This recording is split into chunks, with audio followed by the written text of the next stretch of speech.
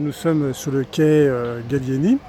Donc j'allais me promener cet après-midi en vélo. Je me suis dit tiens, puisqu'il y a beaucoup de controverses autour de ce double sens sur le quai Gallieni, je vais prendre mon vélo, je vais le prendre en filmant et en vous donnant mes impressions. Alors il y a une chose que je vais faire qui n'est pas très sécure, hein, vous entendez bien, c'est de tenir mon guidon d'une main. Alors voilà, pour être clair, c'est un vélo de tourisme, hein, je ne suis pas un sportif de haut niveau.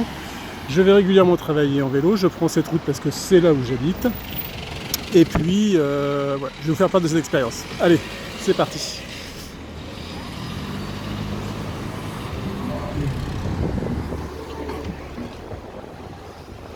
Donc là, je m'engage sur le quai, et je ne suis pas le seul. Alors, l'auteur de mon regard, c'est celui-là. Là, on est à la hauteur de mon regard, je vous accorde que je suis relativement grand, je fais 1m90. Donc j'ai un vélo qui est en conséquence, bien évidemment. Donc moi personnellement, j'avoue que j'apprécie de voir, on voit les voitures arriver relativement loin.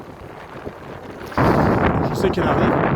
Je sais que si elle va trop vite, ou si elle est trop large et que manifestement il y a un manque de dextérité, je peux toujours m'échapper sur la droite. Et ça me... Parce que lorsque je circule dans l'autre sens, ce que font encore certains, les véhicules arrivent dans votre dos. Parfois on ne les entend pas bien, on ne sait pas trop à quelle vitesse ils arrivent. Et surtout on ne sait pas si la personne qui est au volant est rassurée à l'idée de nous doubler. Et là,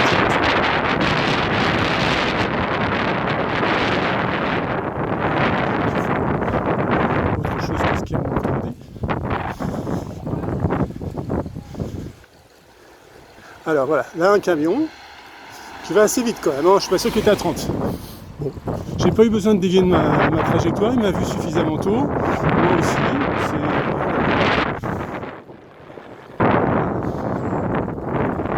profiter un petit peu de notre balade. En plus il fait beau.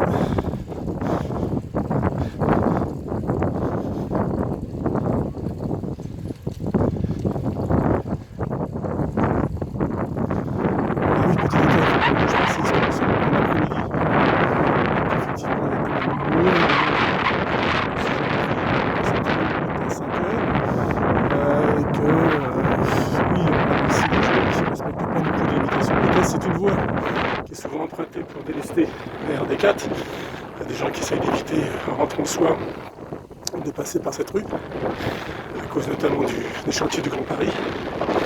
Et là, les voitures, on les voit, je ne sais pas si on voit bien avec le téléphone, on les voit arriver comme d'assez loin. Moi, les pots de fleurs, personnellement, ils ne me dérangent pas, ils ne cachent pas ma vue. Bon, je ne suis pas un expert non plus à la conduite d'un vélo, mais voilà, j'ai plutôt l'impression que ça se passe relativement bien. En tout cas, moi, je me sens en sécurité. Alors, je peux comprendre que certains soient déstabilisés à l'idée d'avoir une route qui n'est pas très large et de voir des véhicules arriver en face. Mais à part si vous roulez à 50 avec votre vélo parce qu'il a une assistance électrique et que vous êtes en retard pour arriver au boulot, globalement, ça reste quand même un mode de circulation intelligent avec les autres moyens de transport. Moi, en tout cas, qui me semble sécure. Voilà, tout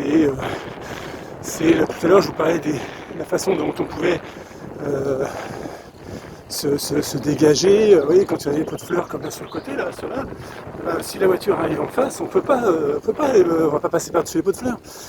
Parfois, les branches sont relativement larges et débordent sur la route. En vélo, vous prenez les branches, pardon. C'est aussi un risque de se faire percuter par ces branches et de faire une embardée. Voilà, je trouve qu'il y a plutôt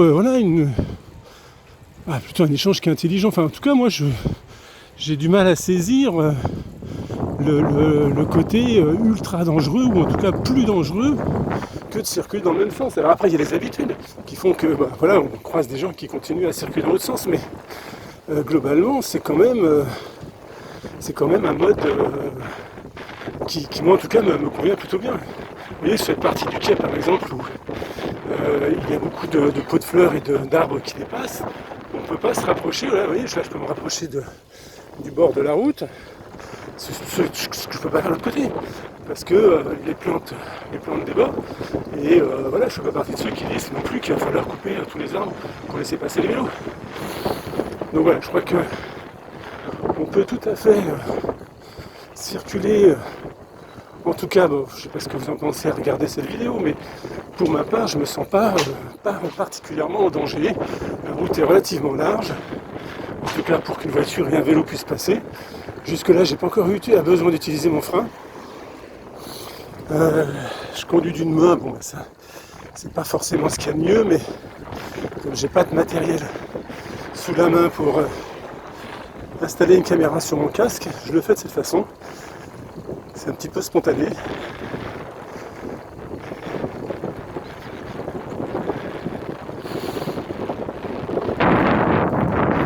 Effectivement, j'ai mis une voiture, je vous le disais tout à l'heure, mais sincèrement, il y en a autant que plus que ce qui circule. Et puis je vois pas en quoi ça pourrait poser un autre problème. Après, il y a toujours des gens qui effectivement vont beaucoup trop vite. Mais je pense que les gens qui vont beaucoup trop vite, c'est aussi à des heures où il y a une circulation moindre et qui peuvent se permettre de rouler beaucoup plus vite. Alors, vous voyez, là on arrive sur un camion, on va voir comment il va réagir.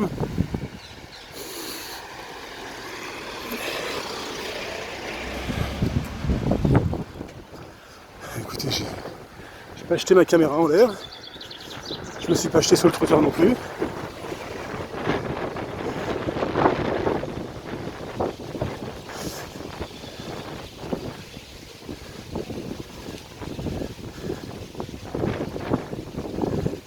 Et donc voilà, nous arrivons à la limite de Joinville, au pont du Petit Parc.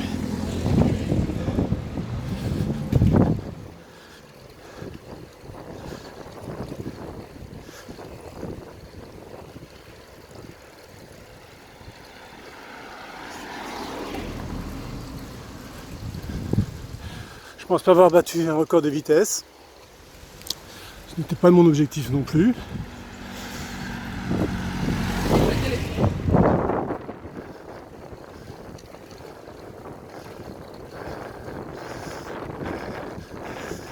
Une jeune femme qui, à juste titre, me faisait remarquer que je conduisais mon vélo avec le téléphone à la main et que c'était pas bien, parce qu'elle a raison. Et voilà. Écoutez, voilà, je vous ai fait part de mon expérience. Bon.